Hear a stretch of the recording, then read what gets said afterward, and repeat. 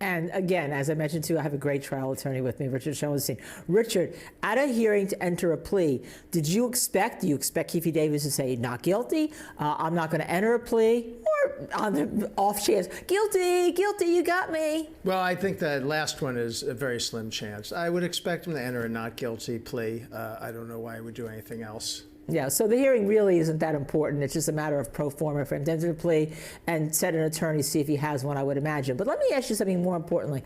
This case, 1996, supposedly there's statements made, supposedly there's a proffer. Tell our, which is some kind of admission, tell our viewers what a proffer is and whether or not a proffer would be admissible as an admission or a confession in a trial such as this in 2023. All right, well, the proffer, generally speaking, a proffer is something that a witness will tell the authorities when they're, investigating a crime. And I guess it came up in the context of some other crime that was being investigated. A drug investigation, right. And so the police will ordinarily make a deal that the information you give us, we won't use it against you for a different purpose. So if he made a proffer about having knowledge about the murder of Tupac, it wasn't related to the crime they were investigating, and that proffer couldn't be used against him. Okay. That statement to those police officers. But if he later gave the same information to somebody else,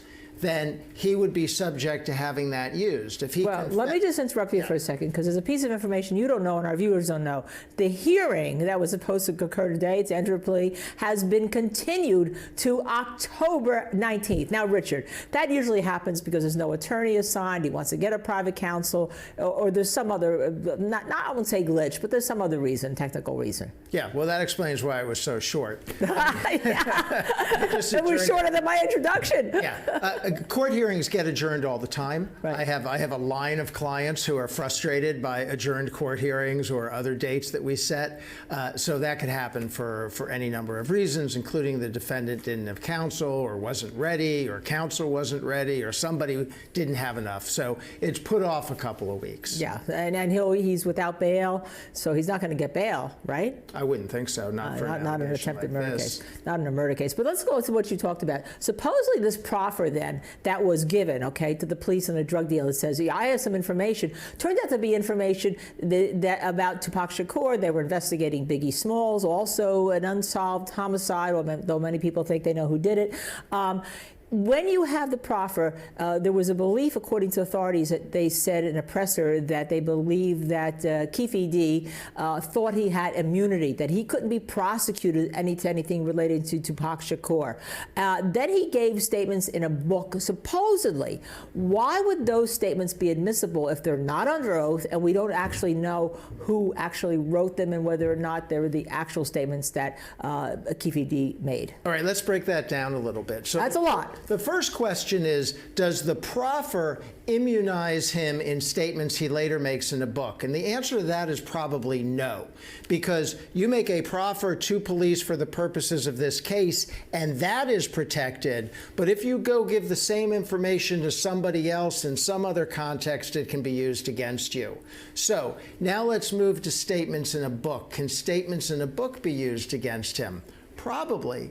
It's not going to be hearsay. It's going to fall within multiple exceptions to the hearsay rule. It's an admission against interest. Which makes it reliable for the purposes of hearsay. That's right. That is the feeling about it. That's why we keep out hearsay, because it's not me reporting what you said is not necessarily reliable unless it's something you said against your own interest. Then it's more reliable. Well, let's go to the third thing, though. When I was reading this and prepping for this morning, and knowing that you were going to be on and could answer all of my questions, right? I don't know about that. Okay. We'll try. All right. So let's assume the statement is, I gave a gun to my nephew in the backseat of the car, but my nephew was the one who actually shot Tupac, okay? And everybody in that car is dead. The other three people are dead, all but Keefe D. But what was his intent in giving the gun?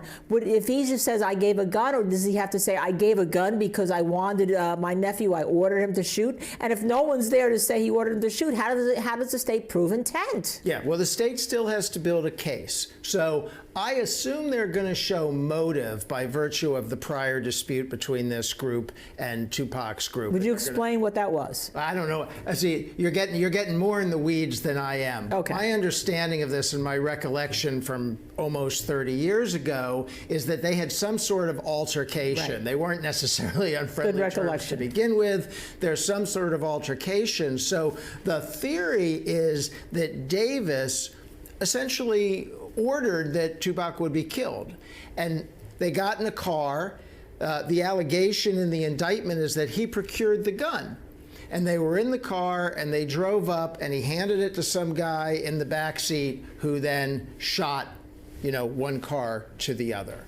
So if the statement is just, I handed him the gun, that doesn't prove the rest of the case. Right. It doesn't prove the intent. It doesn't prove he knew the guy was going to use a gun to commit a murder. Maybe he's going to say or imply, not going to say because don't suspect he'll testify, but we'll see.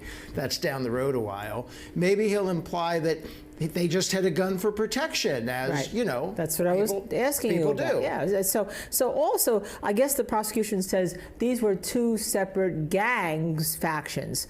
But how do you prove that that's a motive for an enhancement, even if it's true? And there's some question about whether it's true.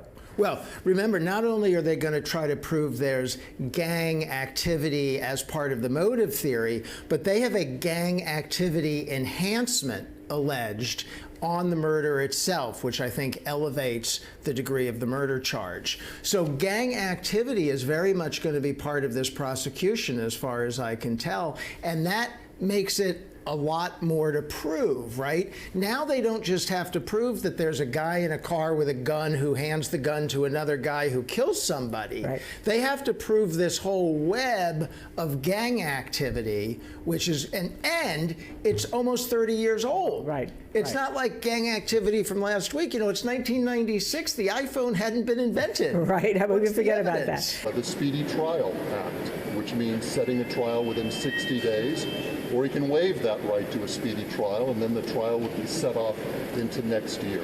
We have to wait to see at the arraignment what he chooses to do. Anybody else? We're good, thank you. Thank you, sir. We have to wait to see at the arraignment what he chooses to do. Anybody else? We're good, thank you. Thank you, sir.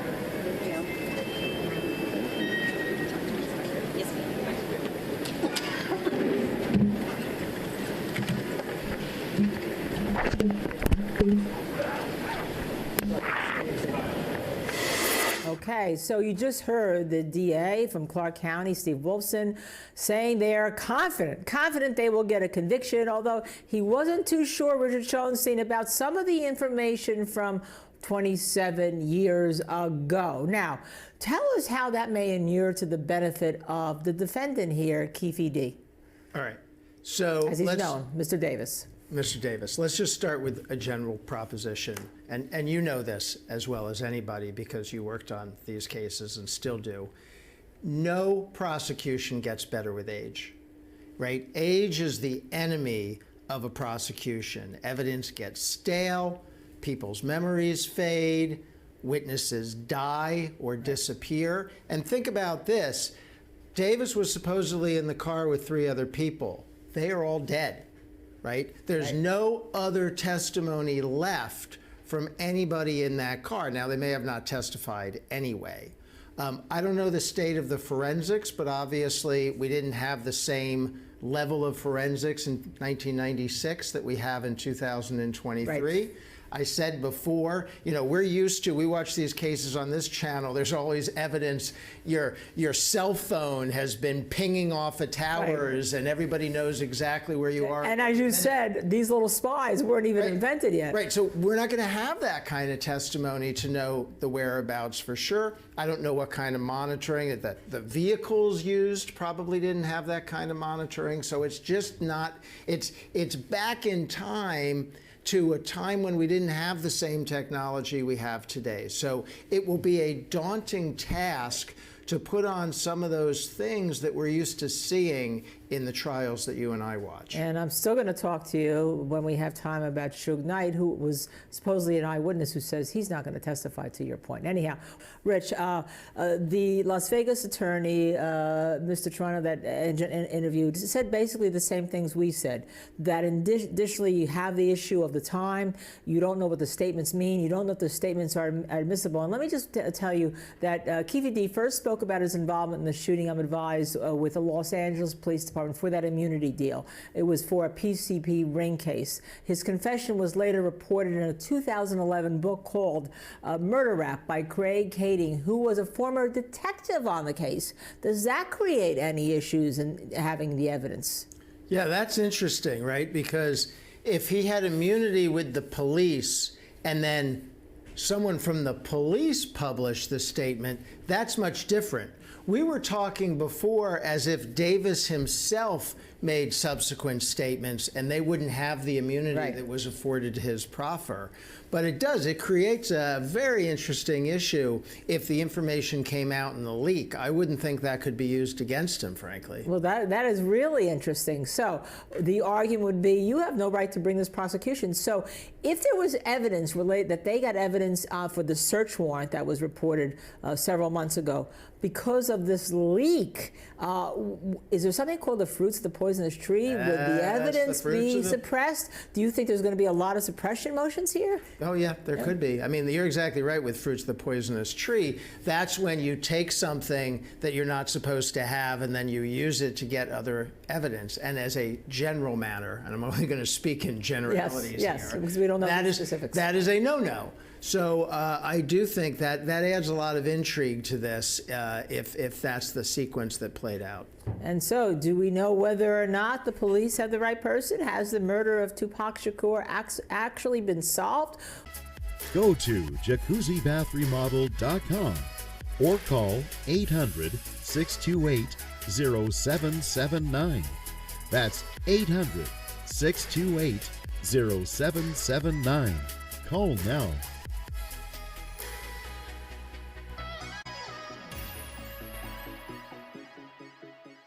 I'm Michelle Yu, and you're watching Law and Crime.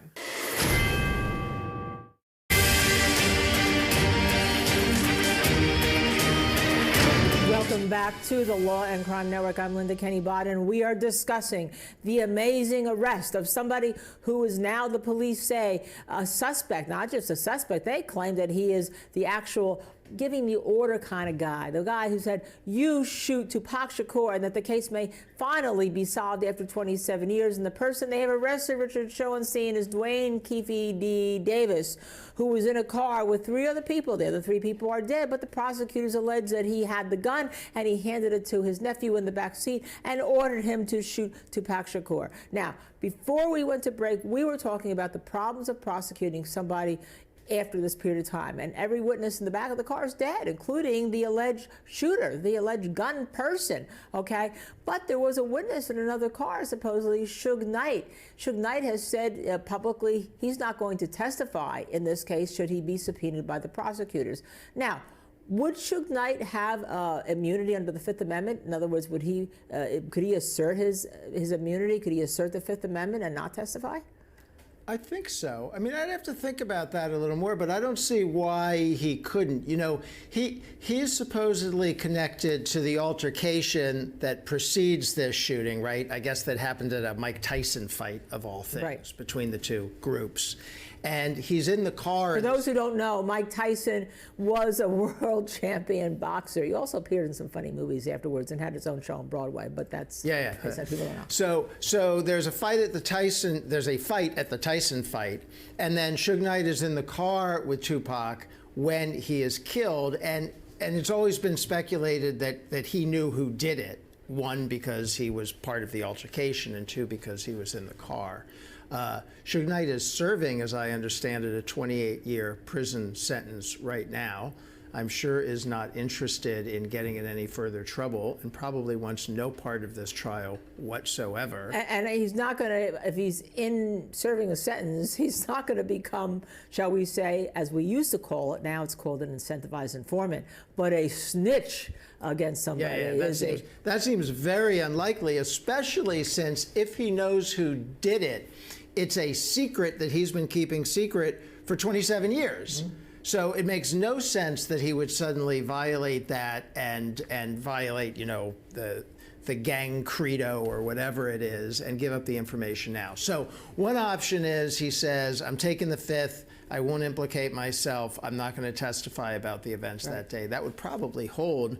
And the second option is I imagine he could just say, I don't know who shot him. Right. There was a car next to us and he was shot. I wasn't concerning myself with identifying the shooter. I was concerning myself with staying alive. Or the what we used to call a general named Ollie North. I don't remember defense also, right? So you have three options there. But no, so getting back to this, is the prosecution then just planning to use statements against Duane Davis, statements that he made, or do you think that perhaps they have other informants in some way? I don't know if they have other informants. That's a possibility. I don't know the strength of their evidence that these two gangs were at each other. I don't know what they have in terms of witnesses to the altercation at the Mike Tyson fight, but presumably we're going to hear about all of that because it's the predicate for the shooting. Presumably we're going to hear whatever evidence they have about this gun, when it was purchased, where it came from. I don't know if they know that. Well, let me just throw a little fact in there that our viewers probably also know. There was a search warrant executed, right, during the course of this grand jury investigation, and now we have an indictment. Do you think perhaps they had some evidence relating to the gun or the cartridges that Tupac Shakur was shot with in the home or in an area that Duane Keefe D. Davis lived in? It's possible. I don't know. I would think the statements alone would be enough to get him indicted, but it's probably not enough to get him convicted, right? To your point, there's some equivocation in the statements as to exactly what they mean. He doesn't, I doubt he said, I gave him a gun and ordered him to kill Tupac. I mean, that doesn't seem like something he would admit to. Well, let me put that in too. If he had said that, I would think that there'd be the rival. If this was a gang rival, they'd say, okay, we're going to go and kill you if you ordered the hit. Because I don't even know the circumstances of how the other three people in the car died. I haven't looked into that. Have you? Well, I believe it's not connected to that incident, right? I think they died later, but I don't know the circumstances surrounding it. Yeah. So it's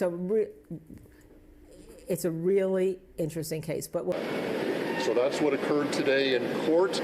Nothing will occur in the next couple of weeks until the next court appearance when his lawyer appears. Mr. Davis is being held on no bail. That no bail status will continue at least until his next court appearance. We will continue to ask for a no bail setting because we believe under Nevada law and the evidence in this case that the proof is evident and the presumption is great that he will be convicted of first-degree murder, and that allows us to ask for a no bail setting. So there you heard it direct from the head DA, the Clark County District Attorney Steve Wolf, so Richard Schoenstein. First, he announces that there is a presumption of innocence. We all know that Mr. Davis is presumed innocent right now. But he says that the evidence is so great, he expects that there will be no bail here because this is a first-degree murder charge that is being charged, and that he expects to prove the case. Do you agree with him or not?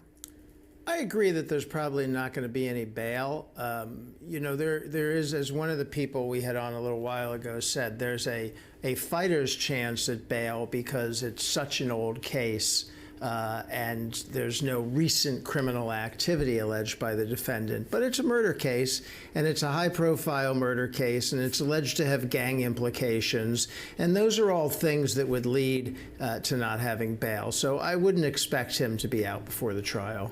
And at the time Tupac was murdered, Biggie Smalls was also murdered on the South case. Biggie Smalls, who just influenced everybody, including Lin Miranda, who wrote Hamilton here on Broadway, just a major person. Tupac, also major, pulled himself out of the depths and came to be an icon, as you just heard from his blood relative who was there. Talk to me about this. Well, it's so tragic. I mean, I'm not going to fool anyone into believing this is my kind of music, but these guys were innovators. They pulled themselves up out of bad situations and willed themselves into fame with music that people still listen to this day. And they had it all, and they die under these ridiculous, tragic circumstances. So Tupac goes to the Mike Tyson fight. Do you know how long that fight lasted? 1 minute and 49 seconds. It was a knockout in the first round. It was a ridiculous fight from that period where Tyson was just defeating everybody quickly and easily. They get into an altercation after the fight, and he's killed by somebody in a car shortly thereafter. And it's such a waste of talent and spirit and innovation that could have been around, 30 years later. And it appears to still be going on today. Richard, thank you very much for your thoughts on that. We have been talking about the Tupac Shakur murder and the arrest that's been made 27 years later here at the Law and Crime Network. Stay with us. When we come back, we'll discuss that and all the other cases we have on the docket here. I'm Linda Kenney Baden. You're listening to Law and Crime.